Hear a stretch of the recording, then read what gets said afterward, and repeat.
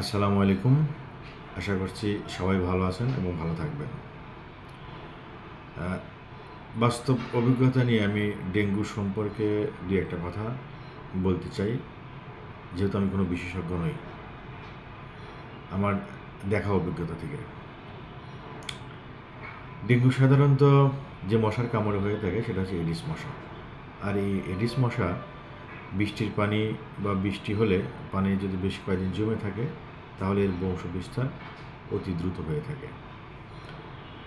ডেঙ্গুর জ্বর হলে প্রথমত এই জ্বরের তাপমাত্রা অনেক বেড়ে যায়, 100, 102, 103, 104, যেটা আমরা দেখেছি। তো আপনারা এরকম অবস্থা হলে দ্রুত ডাক্তারের পরামর্শ নেন। তবে যে লক্ষণগুলো আমরা বাস্তবতায় দেখি সেটা হচ্ছে ডেঙ্গু হলে সাধারণত আপনার মাথা ঘোরে, কখনো কখনো বমি হয়, স্কিন র্যাশ হয়, শরীর অনেক দুর্বল হয়ে যায়, অনেক সময় লিভারে কিছুটা সমস্যা হয়। তো যাই হোক, এই লক্ষণগুলো দেখা যায়। তো ডাক্তারের পরামর্শ নিয়ে দ্রুত পরামর্শ নিয়ে আপনার ওষুধ সেবন করুন অথবা পরামর্শ মেনে চলুন। তো যে খাবারগুলো সাধারণত খেতে বলা হয় মুখে, যেমন আপনি প্রতিনিয়ত 2-1টা ডাব খেতে পারেন বা ডাবের পানি,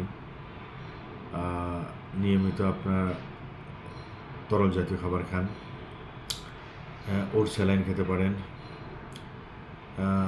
ওটস স্যালাইন খেতে পারেন, পাশাপাশি ভিটামিন সি জাতীয় খাবার খেতে পারেন, তারপরে আপনার পেঁপে খেতে পারেন, আনার খেতে পারেন, পালং শাক খেতে পারেন, অর্থাৎ ফলমূল বেশি খেতে পারেন বা জুট জাতীয় খাবার বেশি খেতে পারেন।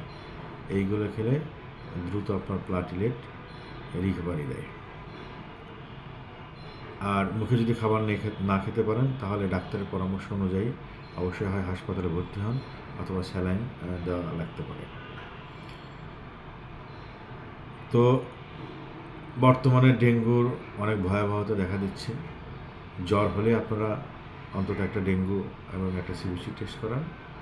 আর ডেঙ্গু হোক অথবা না হোক, আপনারা বেশি বেশি তরল জাতীয় খাবার বা যে খাবারগুলো